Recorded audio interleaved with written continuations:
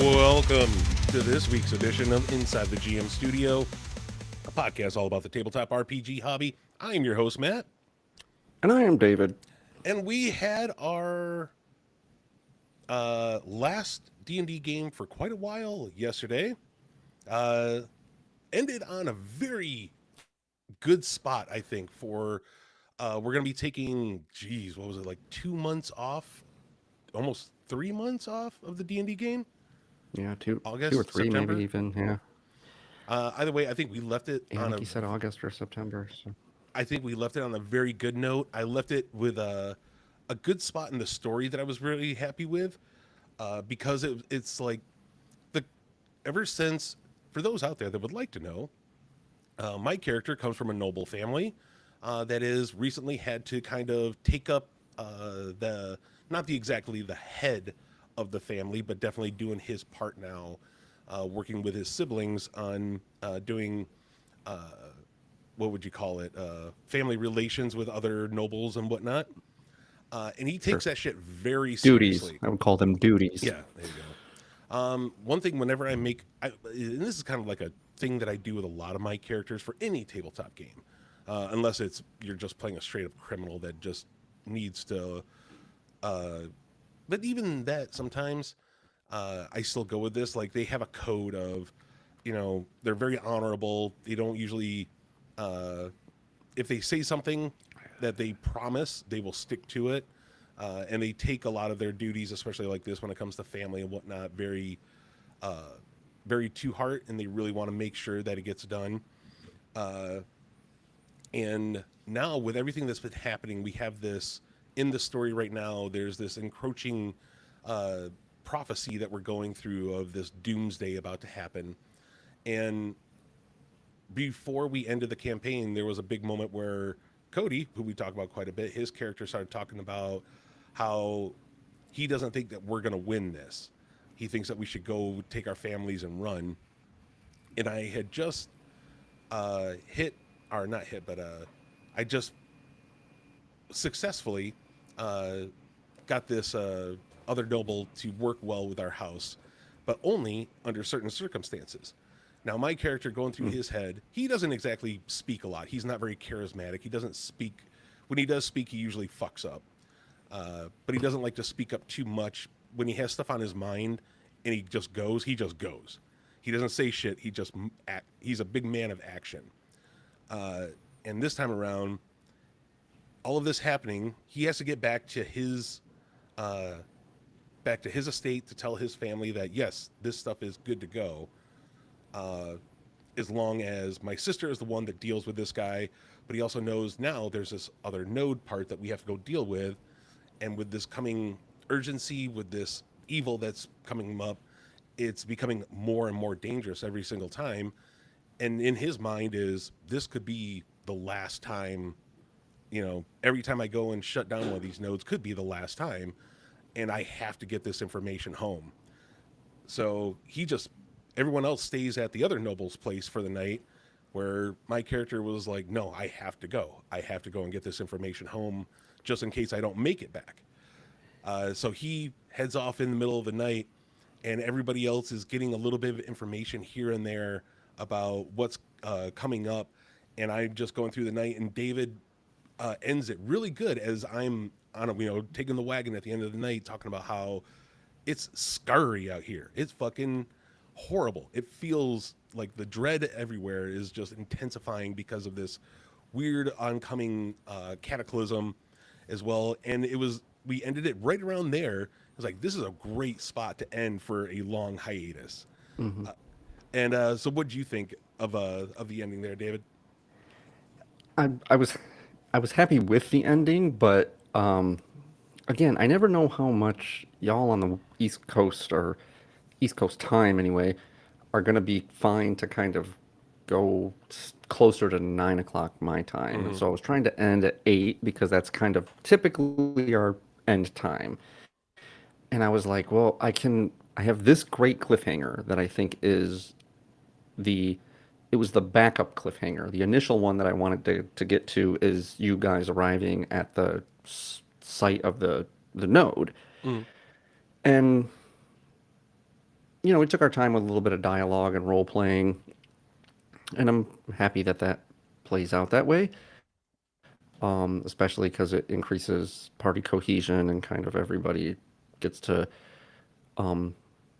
remind the GM of the things that are on their characters' minds instead of just having me throw shit at you and you deal with it. I go like, oh yeah, like because I'm always spinning these plates. Like Cody's backstory and personal plot has been starting to wobble a little bit. Like Hmm.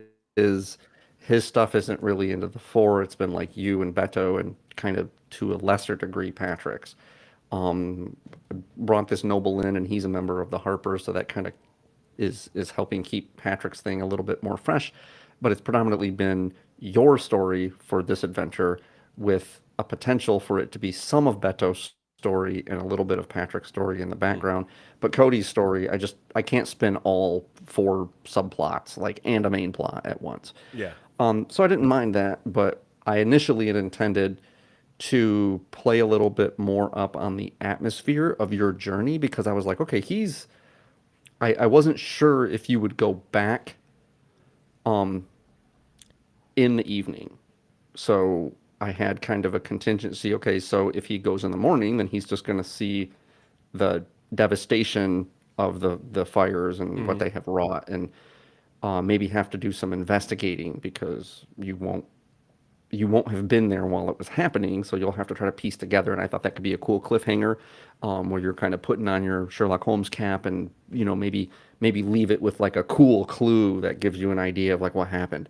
And then I was like, okay, but if he goes at night, then he'll get there in the midst of what is happening, and I'll just tease what's going on. But I really wanted to play up on the atmosphere of the journey, of the danger of Hmm. you traveling alone at night, because you have been forewarned to really not do that. Especially like you're alone. You don't have any Hmm. of your other party members with you, so you were much more vulnerable. I would have liked a little bit more to be able to play up on that and to give it a little bit more runway for it to be a little more dramatic and tense when the cliffhanger came. But I wanted to get to the cliffhanger before, especially because we're going on such a big hiatus. I wanted to leave it in a point in the player's mind, so you remember. Yep, I remember right where we were, Hmm. because we're going to the node, and then Matt was over here with this character. We learned some more information about the prophecy and kind of what's happening, and hopefully you feel, although you're still a little in the dark, I hope that you feel like you're getting a slow seep of information, and that the where you are relative to the rising tide of drama. So hopefully that's coming through where you kind of have an idea. I mean, I don't think it's a bit I don't think it's a huge stretch when you realize there are seven stars in the constellation and you've closed five nodes and there's Hmm. one more, and so there's probably going to be one after that, right? And then Yeah. then something big will happen and you'll have a little bit more clarity. I guess I find myself hoping that the PCs aren't just as confused now as they were at levels 1 and 2. That maybe you have more information about what is happening and have an idea, maybe not necessarily how to stop it, but we're just starting off the second tier of the game, levels 6 to 10. Um, by the time you get to level 10, then there should be more clarity and more concrete things that are happening. I wanted to inject a little bit more story into this adventure. You had a short little, it wasn't really a dungeon crawl, but it was a battle, an excursion, and then obviously the node will likely be more of a little dungeon crawl. So I wanted to inject some of those elements, but I think it's going pretty well. I would have liked a little more runway to your journey, but I think the cliffhanger was pretty good. The cliffhanger was fucking spot on. I made sure in my notes that I wrote down everything, even what was going through my character's head at the moment, because 2 months from now, who knows? I might totally fucking forget what I was even thinking of. It's just like, yeah, why did I go alone? What am I doing? What is happening here? So I made sure to write down everything there was in my notes so that I know when we pick back up. Why am I cray? Yeah, why am Why I am I cray? cray? What the fuck was I thinking? We got a couple emails here. Ooh, couple. We got Okay. one from Rebecca that I want to get to second. We're going to get to you second, Rebecca, because I think yours is going to take a little bit longer, but it does go into our game a little bit, I think, and Hmm. what happens with long hiatuses. But holy shit. Tim I wrote took in. some notes. I had a lot of fun thinking about Yeah. Rebecca's email this week. But Uh, Tim wrote in asking, "Hey fellas, hey, uh, hey, as a lover of all things TTRPG, I've only been a player forever and never really a GM. I've tried I've tried running games for family, but I've never had an actual weekly group. Now I really want to dig down and start doing it. I have 4 new players that have never played any role play games ever, and I just have one question. What would be better to start all new players with? Heavy RP type games, rules light, or less RP, more mechanics to make it more of a fun game with newbies?" wow, that's a great question, and it's a I think it's a question that all new GMs struggle with. Uh huh. Um, I'll tell you you this don't right want to. here. If it was back when I started, when Dave got me into it back in the 90s, I would say then more rules, less RP, because everybody that we played with, like I was into theater when we were into it, and I still didn't role play that much. Mhm, A lot of people back then weren't into it for the RP. Role playing was mhm. fun, it was great, but we didn't get into it as much as we do today. So Yeah. back then I would say that, but now I think a lot of people get into tabletop role playing games for the role playing. So maybe I would say start rules light. It, but just like I always say with everything, it depends. I Mm, know that's a stupid answer, and it always, but it has to do with what sort of foundation you're trying to lay. Um, so just like everything, it's a trade-off. If you start with a rules light system that's role playing heavy, the benefit of that is that you get the players more invested in the narratives that you weave, the characters that you design, and their own characters' motivations.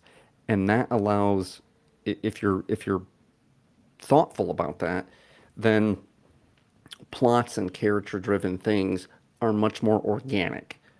Um, and they get a baseline, bedrock, foundational understanding of what constitutes a good collaborative storytelling game.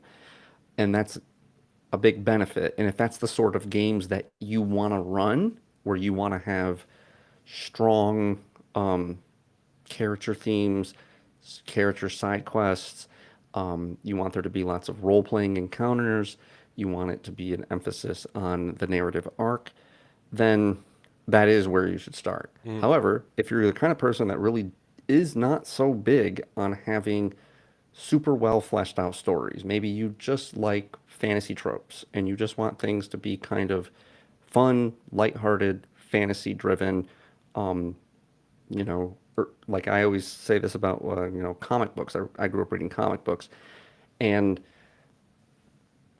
a lot of the early comic books, especially in the Marvel side of things, in the early days was more like that style of campaign that's not really story driven. It's really just Magneto did bad thing, X-Men go fight Magneto, mm. X-Men win the day, yay. And then next issue, it's, Juggernaut went and did bad thing, and X-Men go confront Juggernaut, and then, they Yeah, it's defeat Juggernaut, and yay. monster of the week sort of thing. Right, right. And so if that's the kind of campaign you want to run, there's nothing wrong with that. It's perfectly Mm. cool.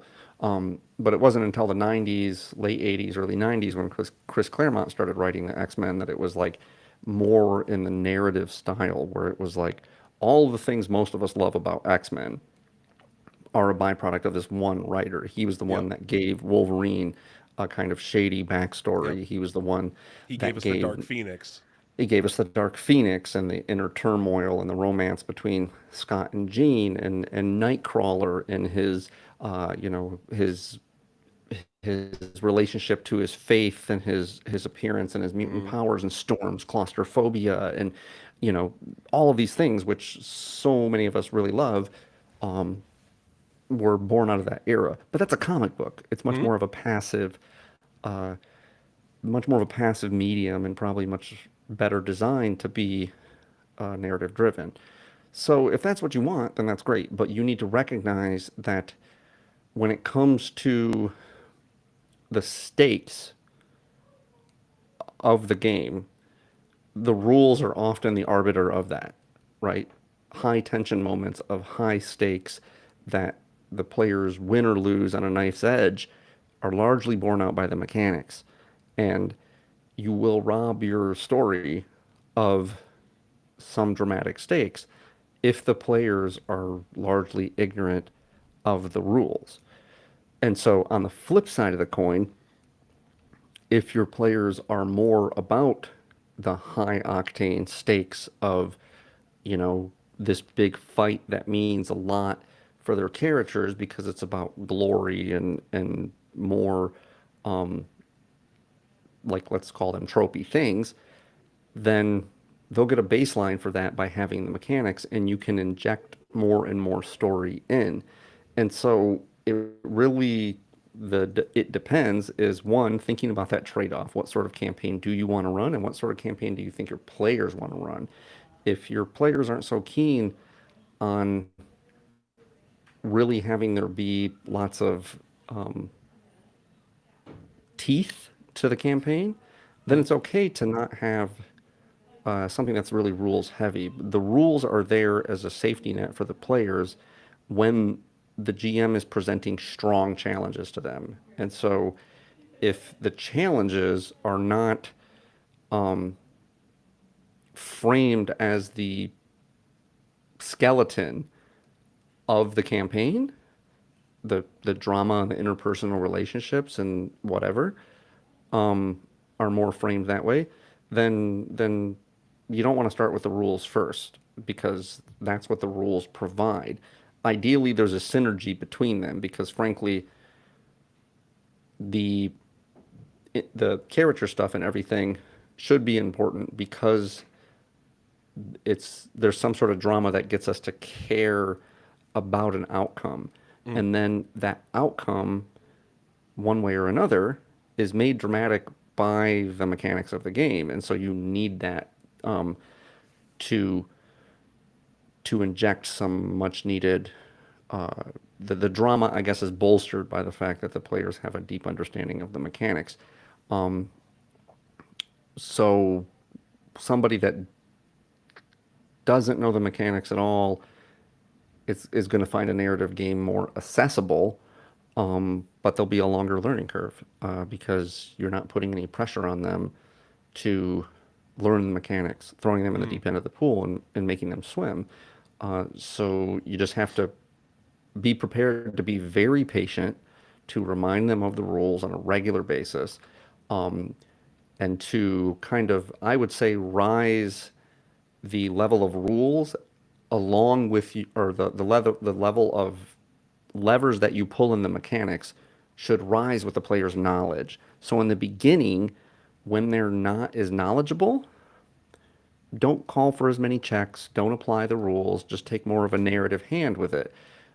But then increasing amounts, like start calling for a few checks here and there and understanding the mechanics, and then build up as their knowledge grows. And hopefully that knowledge will grow with the investment that they have in the story and the characters if you take a more narrative approach. If you take a more mechanics heavy approach, the downside is that maybe the characters won't, or maybe the players won't feel super invested in the game. And that'll just depend on their temperaments. Some players could just play D&D without any semblance of role playing. They Hmm. just want to kick down doors and fight monsters. And what they really like is the tactical combat and the use of their powers and spells. And they're just gearing everything toward combat with maybe a few skill checks here and there. Uh, if that's their sentiment, if that's what drew them to the game, then yeah, by all means, start with something there and then inject a little more narrative as they gain competency with the rules. Then you can kind of pull the curtain back on some kind of deeper story stuff that might get them more invested. So it's just, I hate to always give a, it depends, but just like anything, it's just a trade-off. Mhm. So, As well as Tim, you were talking about how you are a lover of all things tabletop RPG and have played a different couple types of games. David kind of made me privy to this. I never even thought of it because I just dove into it and I play a bunch of different games. Uh, but he once told me, it was just like, oh yeah, but you played this game and this game. You know, as soon as you play enough of these, these games with a lot of rules in them, you can play damn near any other game. You crack open the book and you can figure it out. mhm. Uh, so that is one bonus I would say to learning a game with a little extra rules in it, is that you do later on become just kind of adjusted to it. Mhm. But man, yeah, new players these days, you know what? You got to just ask. Be like, hey, how do you feel? Do you want to try to learn a bunch of stuff, or do you want to kind of dive in head first and do like character development first? And then depending on what the players say, maybe start with a rules light system if that's what they decide, or if they want the challenge, or if they feel like just playing more of a game and they don't feel comfortable acting out or creating a character in that way. Yeah, go ahead, give them a couple extra rules. Go ahead and start with D&D 5e. I think that's a great starter if you want a good mix of them. Pathfinder second edition, maybe not so much. That was a little bit more crunchier. If they want a good challenge, definitely that. Fantasy Age, definitely a great one to start with. Savage Worlds, maybe not one to start with if they want, unless they want a challenge. There's a lot of stuff they got to kind of, the players don't have to really worry about it, like uh, with like to hits and all that. You got to know that you got to get 4 over the target number in You order know, to actually do wounds and all this. I think I it don't, might I don't, fuck with them. but it's not really. Savage Worlds isn't any more complicated than D&D. It's just different than D&D. It is, yeah. And once you get accustomed to it, it's really not more complex. It's simpler in some ways and more complicated in some Mm, ways.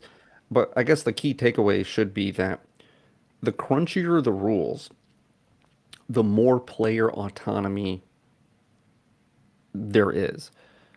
Because when the rules are incredibly crunchy, it means every single thing that a character can do is spelled out and it's clear to the player and they know the rules that govern it. And if they master those rules, then they have complete agency and they are never reliant on the GM to make a ruling, to kind of craft the narrative that goes along. They forge their own destiny. And it's the reason that people that are power gamers really, really like crunchy rule sets mm, because they like this whole forge my own destiny yeah. thing. Because they look at it more like their character is in some sort of like Nietzschean Ubermensch kind of way, fighting against the tides of evil, and they like that challenge. Um, it's not for everyone, and you can usually split the difference in some capacity. Uh, I would say try to find try to find a rule set that fits the sensibilities of your players, Hmm. and then just rather than rather than play a rule set and be super laxed with it, only to introduce new complications like, well, we weren't playing with this rule, but now we're gonna play with this rule, or I've been kind of like whatever about it. The players might feel a little like the rug has been pulled out from under them. Mm. So start with a maybe rules light or modest, but just make sure that they understand those rules really well. And the benefit of a lot of RPG systems is if you're doing something that's a little more narrative based. Let's say you start out with something really simple like ICRPG, Mm. and you use the fantasy version of ICRPG, and the characters build their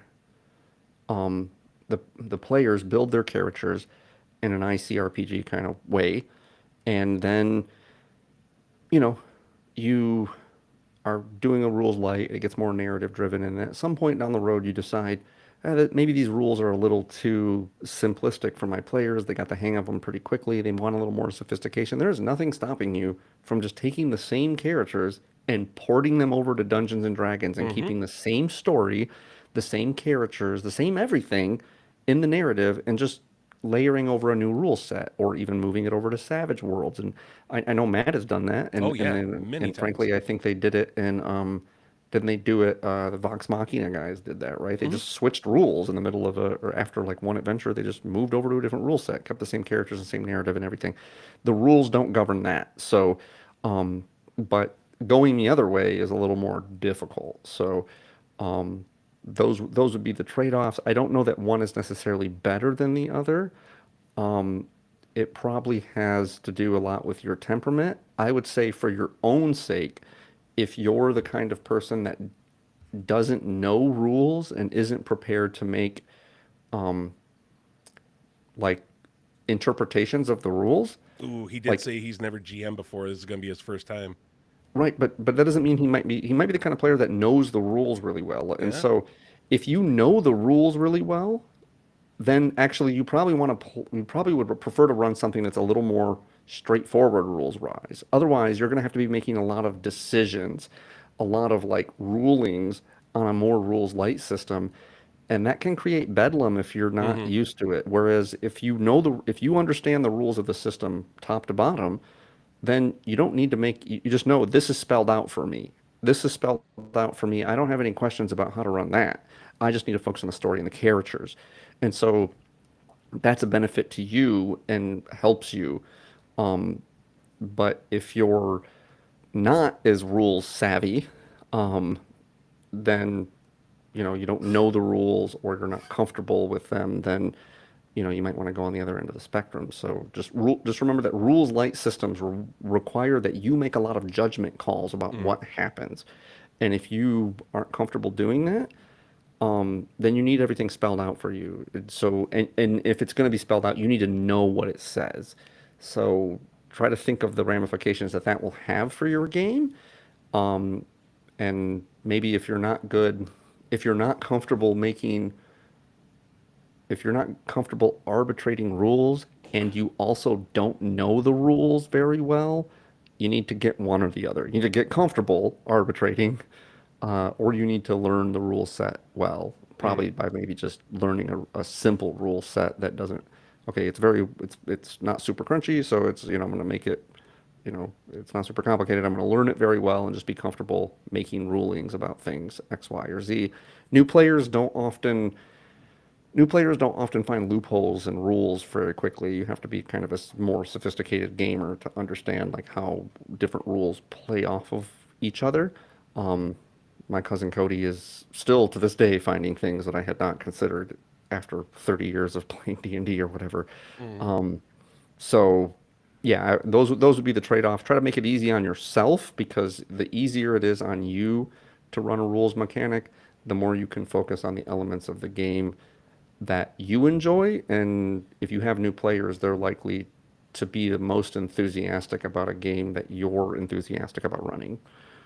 Agreed. All right, Tim.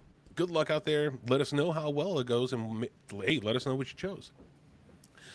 Onward to the next email, where Rebecca asks us about something that goes along pretty well with our own D&D game right now.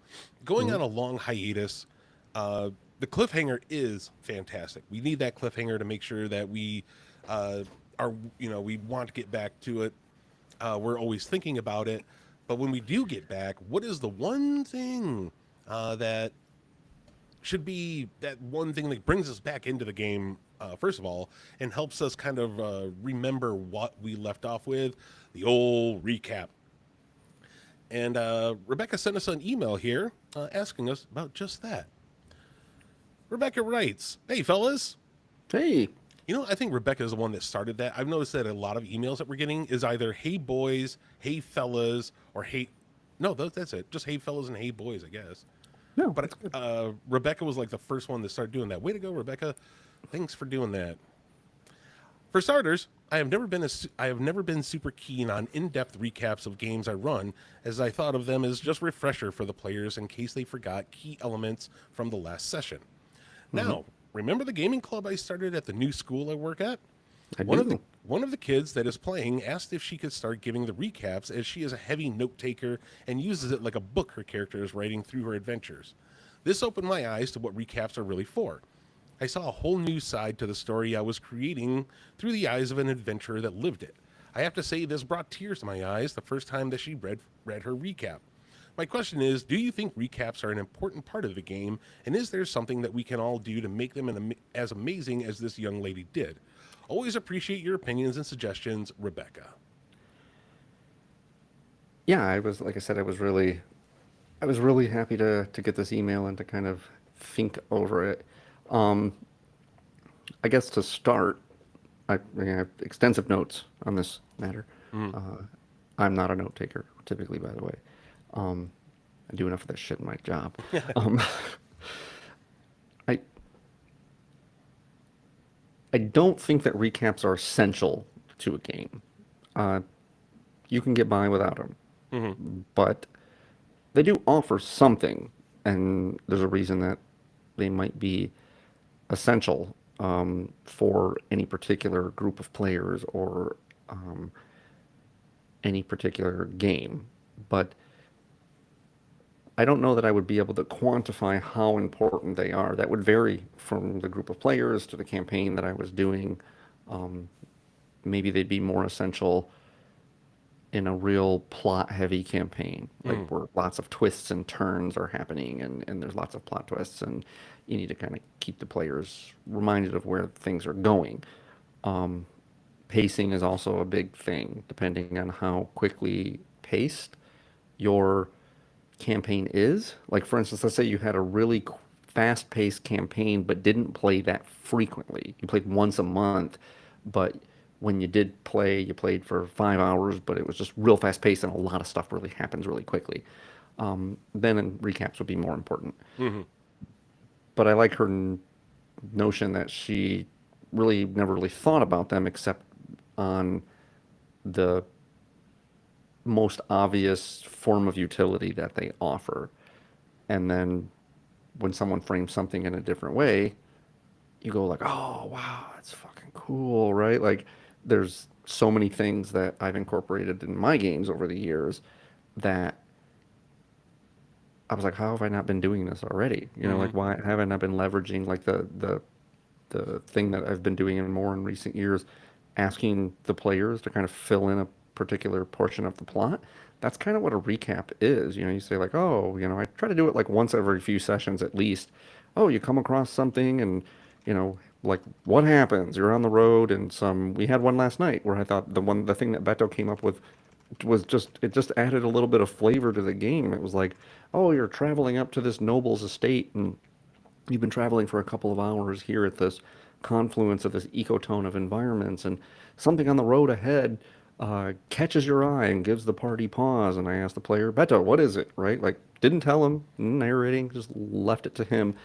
And he's like, oh yeah, it's like a, you know, it's like a boar that's on fire and it's like running around screeching and it's like just bolts down the fucking road and fades off into the distance. And we're just kind of standing there. And I'm like, wow, that's really random and cool. Like, it's like just a weird thing that happened, right?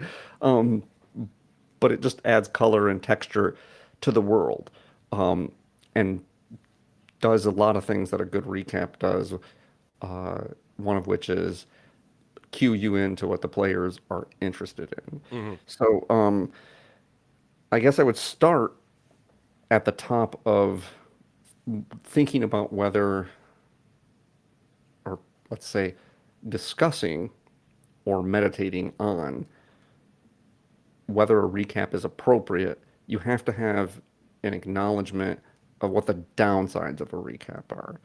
And so, Ooh, I want to know what this is. well, it's another way of saying that there's a time and a place for recaps. Mm, And basically recaps fall into two categories. One, player given, and two, GM given. hmm And those both have their benefits, which I'll get into. Um, But the downside of, from what I can tell, the downside of a recap would be that if you are the kind of GM that is a big fan of high stakes cliffhangers, a cliffhanger that the players kick down a door and on the other side is like a army of monsters that are incredibly challenging and the party has some anxiety about whether they're going to get through it or you um the party is like finishing up some encounter, and some bad guy absconds off into the night, right? And they give chase, and you cut scene cliffhanger, you're chasing him. A recap saps the fucking energy out of that. Hmm. Whereas if you pick right up where you left off, especially if it's high stakes cliffhanger, the party ought not forget where they were, because high stakes cliffhangers stick in your brain meats a little bit better. And if you start with, like, you kick open this door, and there's like, there's this horde of monsters on the other side, and like you draw your weapons, and like session over, and then you start the next session with, well, the party had traveled to a dungeon, and it's like, okay, really? Okay, just it just kind of can sap the energy and just pull the wind out of those those moments. So Damn, I never thought of that. You're right. And come to think of it, every time that we've ended on, even when the games I'm running, if we end on a big battle like that, or right before a big battle, where they walk in through the door and there's hordes of enemies waiting for them, I don't think I mhm, do recap it really. I think I do just pick right up because it feels yeah, weird. Like you can even tell as soon as you sit down and you're getting ready to kind of recap, but then you're like, no, let's just fucking go because we were raring to go last time. Let's just get right into it. yeah. So it's like it's best a recap is best used for if you have soft endings where you end on more low energy scenes and Hmm. quiet. Maybe it's a cliffhanger where a bit of information is kind of sinking in. The party reads something in a library, and there's a dramatic reveal, or in the wake of a fight, they're processing something or having a little bit of dialogue, and they have some realization, or they get a bit of new information, or it's a lower energy ending, then a recap might be appropriate, because what it does is it'll recontextualize and reframe the story drama. Hmm. And so that's a caution at the top, right? Don't If you're using a recap for every single session, just be aware that when you end on high drama cliffhangers, it's it's going to sap out a little bit of the tension. Whereas if you just come right back, I mean, think about a show, a season ender or a cliffhanger from one episode to another. Often you just kind of get right back into it. You get right back into it, picks right up where it left off, and it's like, you're right in the chaos again. So that's good sometimes, but it's not always appropriate. You're not always going to end on these high stakes cliffhangers. So, you got anything to add to that point, Matt, No, before I that's a move on very to? good. That was something that I didn't even think about that I already act on, but that I never thought of. But that is very good to think about.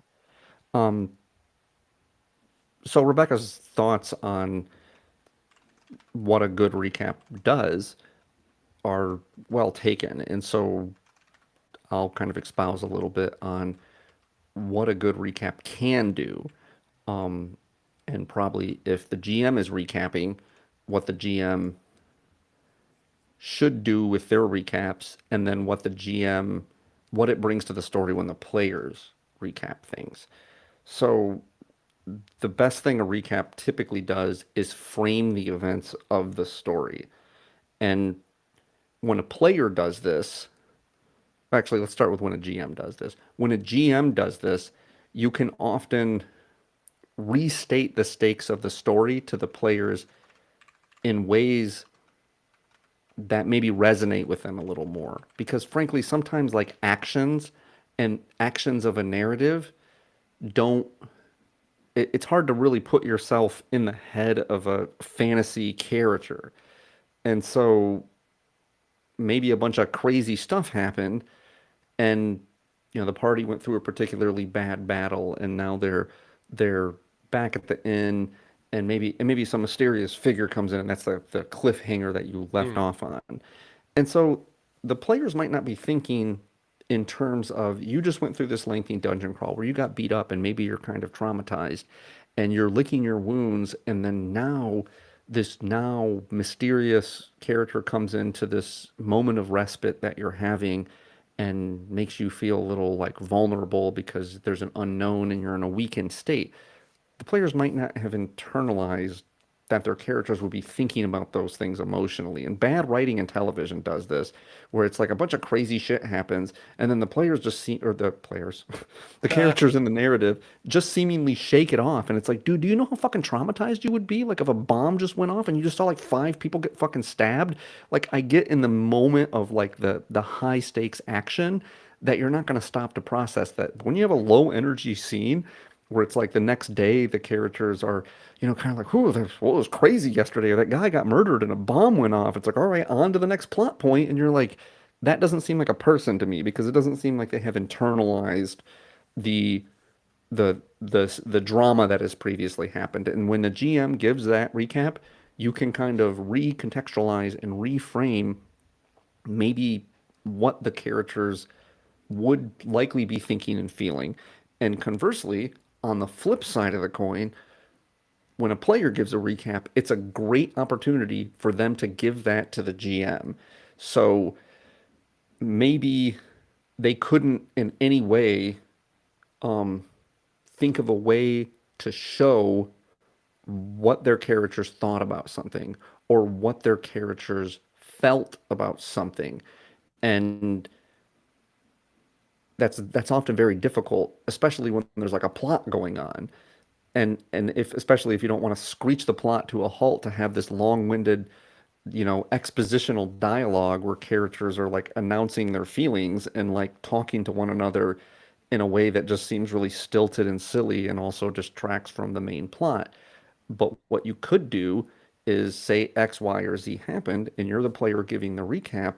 You can always retroactively inject thoughts and emotions into something, especially because if you only play once a week or once a month or whatever, you've likely had the time to think about how your character would be processing that. And you can give the GM that information by saying, you know, something to the effect of, let's say you were recapping the a conversation, or let's say Matt was recapping.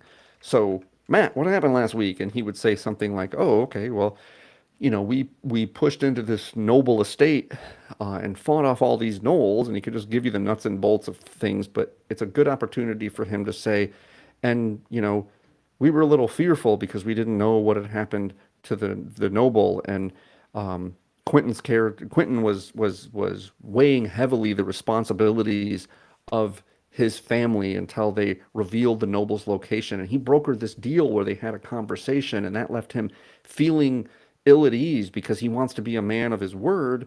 But now there's like competing things where he has loyalties to his family and now this new noble, and that can contextualize. And what that does is it gives the GM the insight into how the players are experiencing the adventure. And I believe that's what Rebecca said. Is she's like seeing the narrative through the adventurer's eyes, and that's useful information because it allows the GM to tailor the adventure to the player's expectations. So, and Matt, I don't know how frequently any of your players do that, but I always like when my players do that. Oh yeah, mine don't do it enough. I shouldn't say that. I just they don't exactly. It's not their first like go to. I would like to see a little bit more, but that's just me. But yeah, I've never really had players that's really been their bag. It's but it also gives you an opportunity to understand not only how the players are seeing the narrative, but also how they perceive other characters, Hmm. right? It, you know, Quentin was, being thoughtful about this, and as the things played out, he had noticed that Cermak got kind of quiet, and he found himself wondering why that was and the appropriate time to bring the topic up, right? Like, okay, that's a very like you could just give the high level of the events that everybody experienced in a nuts and bolts sort of way, and that would have its benefits too, and I'll get to that here in a minute. But you could also just frame for the GM like what your perceptions of your party mates are, what your perceptions of the narrative are, and how you're coping with them, like psychologically and emotionally, because it's often not really all that easy to have that manifest in some sort of role playing capacity. And so what Yeah. you're doing is you're just kind of retroactively filling it in a little bit.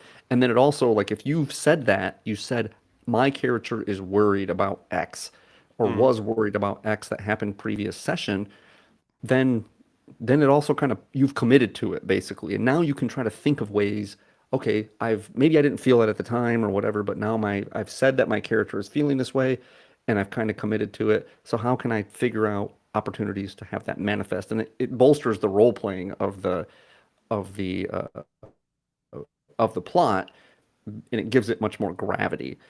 Um, I'm saying a lot. Yeah. So another big benefit that a recap can have is that it can cue in the GM to gaps in the player's knowledge or gaps in the player's understanding of the events of the plot. And it can also cue the GM into what interests them. What the players choose to tell you about in a recap is probably a good indicator of what stuck with them Mm. and what was interesting to them. Oh, that's a really good. Oh yeah, I didn't even think of that. That's really that's true. I didn't even think of that. Um, well, I was ruminating on it for a minute. So what you can do is there's some fun things that you can do as a GM is one, if your players have gaps in their knowledge, you need to decide what to do with that. It, is it something where you want to fill it in so that they don't forget what's happening? Or is it maybe something that you can exploit in some way? Oh, they didn't remember that they saw X or that Y person said this thing. Maybe I just take note of that and that it could be kind of a cool reveal later to remind them and they'll go, "Oh fuck, he did say that, didn't he?" I can't Mm. count how many times I've had my players be like, "Oh fuck, he did say that," or "Oh Yeah. fuck, that was there. You did mention that. You did mention that this thing in this tapestry was X, Y, or Z, and only now that you're reminding me do I remember." And so, but if they would remember it all along, then it wouldn't have necessarily been something you could play up on. Um, so yeah, it's you kind of play up on those gaps, or you can fill them in to remind players of marquee events if they're important to the plot and you want to ensure that they're not forgetting. I would suspect that this is probably the for probably both of us is the most utility that we get out of recaps. Hmm. Um,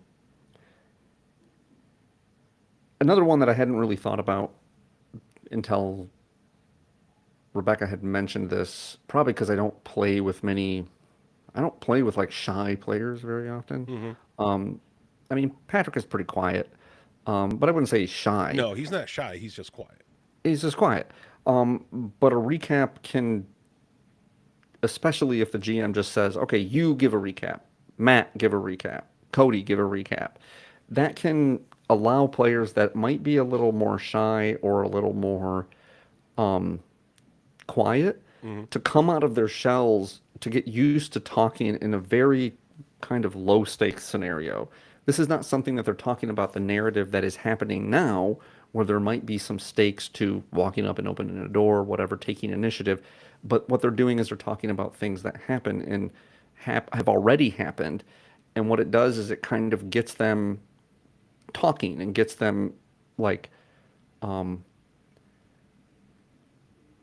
uh, saying something about the game where everyone else is just listening to them. Yeah. Because quiet people and shy people often they're they have an apprehension about like taking control of things because they just assume someone else will do it, or they are worried that someone might not necessarily be listening to them. But when they just have the stage, you just give them the mic and you go like, no, everyone's just going to listen to you until you're done talking. Then they get a little more comfortable with the idea that in a way that isn't really like affecting the plot in any strong way, um, that they can get a little more comfortable, just get the ball rolling on talking. I didn't really think about that element um, until we got this email because it's not something that I've really experienced in my game. Maybe it is something that Mm. you've experienced in your games. I've experienced stuff like you were saying before, where back in like fourth edition days, where I had the big group with Rob and Jason and Liam and Nick. Hmm.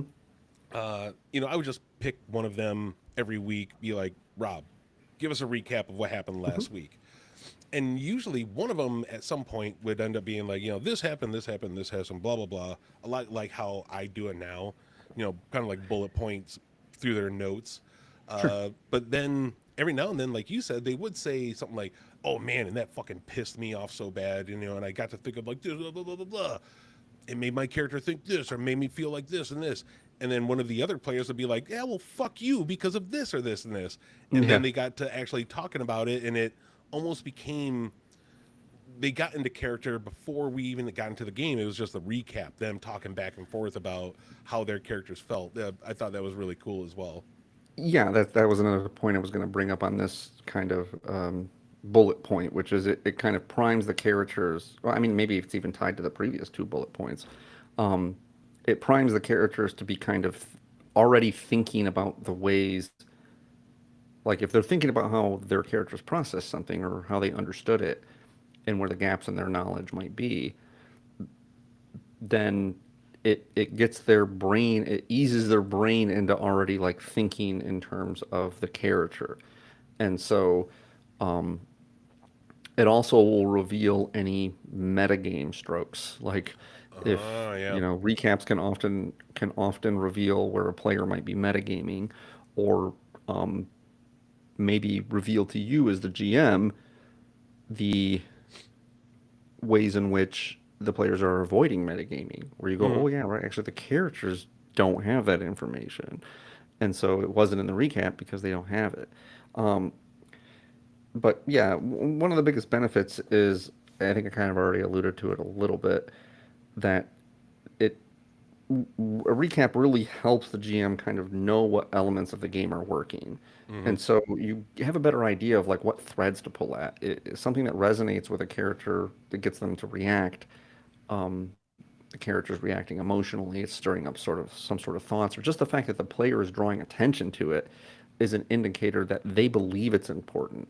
Even if it's not necessarily important, um, you might know, okay, this is the sort of thing that my players are remembering, and that helps you kind of craft things that deliver on expectations that they have, or to subvert expectations that they have, both of which have their place in campaigns. And only with this information would you be able to understand when to pull one lever or another, and you get it out of the way before you ever even get back into the narrative of the game. So it can even influence just a session itself, like the session that you're getting ready to play, like might just play out differently based on how the recap goes. And hopefully you're not having too many things in the narrative that are so rigid that you couldn't lean into or lean away from different aspects of it. Mm-hmm. One final thought too is, I hadn't considered this because she had mentioned that, this one particular young lady wanted to give the recap, and that got me thinking, huh, I wonder if she's like just the one that gives the recaps now, Mm-hmm. or because we typically rotate, I'll just pick somebody at random to give the recap. Um, but it dawned on me that there might be kind of two sides of the coin there. There's benefits to each. If you rotate the player, you randomly pick a player each week, or you maybe even have a rotation where it's like week one is player one, week two is player two, and you just rotate through. The benefit of that would be that it allows you to have different voices for the recap. So Mm-hmm. you get the thoughts and inner monologue of a different character each time the recap happens. And that'll allow you to stitch together what are the things that are resonating individually and what are the things that um, are resonating as a group. But if you get each individual person's thoughts on the recap, even just how they choose to frame it, like where they choose to add emphasis, um, how much context they give, how much emotional impact or anything that they give, then you begin to understand the threads between the characters. right, between each of them and their relationships to one another, because those relationships to one another are probably just as important, if not more important, than they are to the relationships to the plot and the relationships to the other NPCs.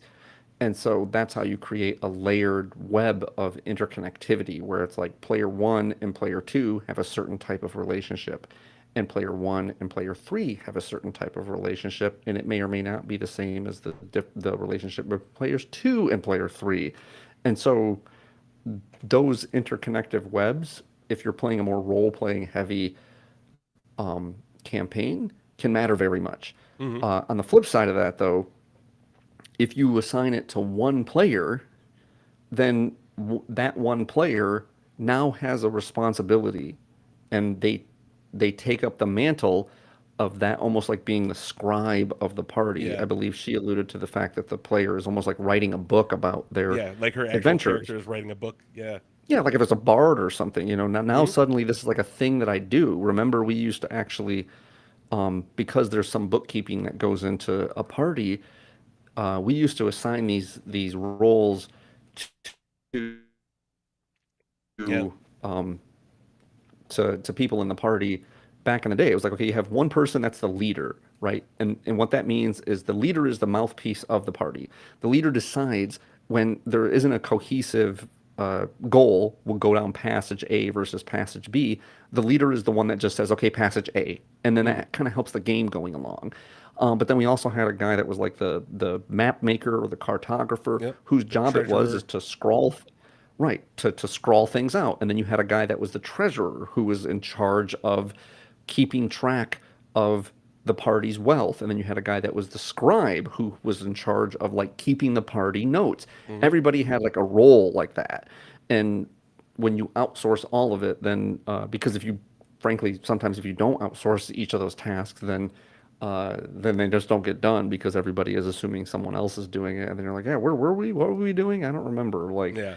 um, and so if you have someone that is the recapper, they're kind of like the scribe, they're the one that's taking the notes and they're giving whatever, then they can almost begin to feel like the narrator of the adventure. And that empowers certain players to have a responsibility. And I would venture to guess if you delegate it to one player, their recaps are going to get richer and more in Hmm. depth every time around as they realize, like, this is part of my job. You're kind of employing them to be like the GM's sidekick. They have like one scene in the play and they're going to make the most out of their lines. And that can have a big benefit, especially for players of a certain temperament. And maybe this young lady is of that temperament. And maybe the other players like look forward to her recaps and maybe even use them as kind of character fodder. But just be aware that it would make the other players a more passive role Yeah. in that element of the game. So hopefully you maybe give them another responsibility or something that would help them stay as involved. Mm. I used to be much like this young lady that Rebecca was talking about. When I first started playing games, I made, oh god damn, my notebook was chock full of just shit that there was no reason for me to take notes of all this. But Hmm. it became very helpful later on. Geez, how long ago was this? This was probably back in like 2016. I was playing a game on Roll20 that was a live stream game uh, where I was the captain of an airship, and I would just always, as we sat there and played the game, I would just take notes. I would take notes like I always had. And pretty soon, I asked the guy that was running it. His name was Tutmos. He went by by the handle Tutmos. I said, "Hey Tutmos, do you mind if I take over the recap this week?" He was like, "Sure, that's fine, no problem."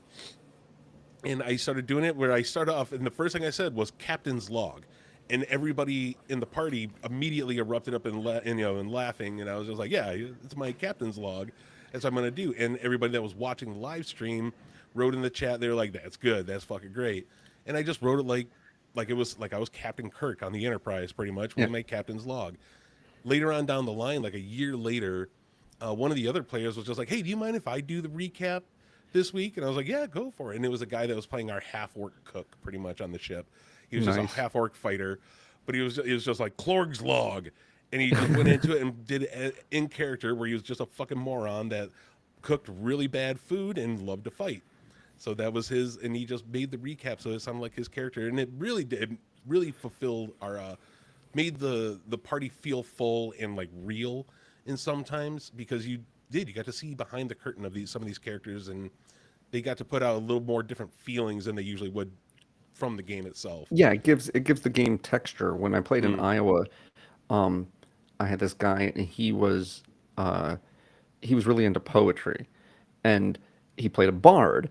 And so anytime I asked him to do the recap, like I would typically forecast ahead. Like, okay, next week, we're gonna play at this time, and I'm gonna, like you're gonna give the recap next week, Matt. Mm. And what he would do is he would write it like either like a song or a Yeah. poem of like what the character's journey was like up to that point. And that's a very different feel from a captain's log, or like maybe like a fighter who's like kind of like a military guy.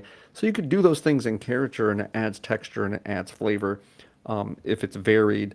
But if you just have it assigned to one player, then they kind of take it up and it becomes their thing, and they're entertaining, the other players with kind of how they frame the events of the adventure. Yeah, it makes me think of one day, yes, some dude, like, hey, can you do the recap next week? And perhaps they're just they're almost like an emo teen wizard or something. The recap comes up and they just start with "Dear Diary," and they go into it. It's like, fuck yes. You got anything else to say on this, David? I think we've come to an end of this episode. Yeah, I had something else, but I don't remember what it was at this point. We'll do a recap next time. Maybe you'll think of it. But I think that's going to do it for this week for Inside the GM Studio. If you out there have anything to add on to this discussion, you can send it to insidethegmstudio@gmail.com. Or you can ask us a question just like Rebecca does all the time. Send it to insidethegmstudio@gmail.com. Ask us anything. We love shit to talk about. We want more stuff to talk about. Or come on over every Sunday at 9 p.m. Eastern at twitch.tv/InsideTheGMStudio, and maybe just talk with us in the chat a little bit, like our new friend Chef over here that I've been kind of chatting it up with in the chat. Just come back over, say some good shit. Tell us that we're doing great. Tell us that we're doing shit. Tell us what we can do better. We'll work on it. Fuck it. But anyway, for this week, for Inside the GM Studio, I've been your host, Matt. And I am David. A good night.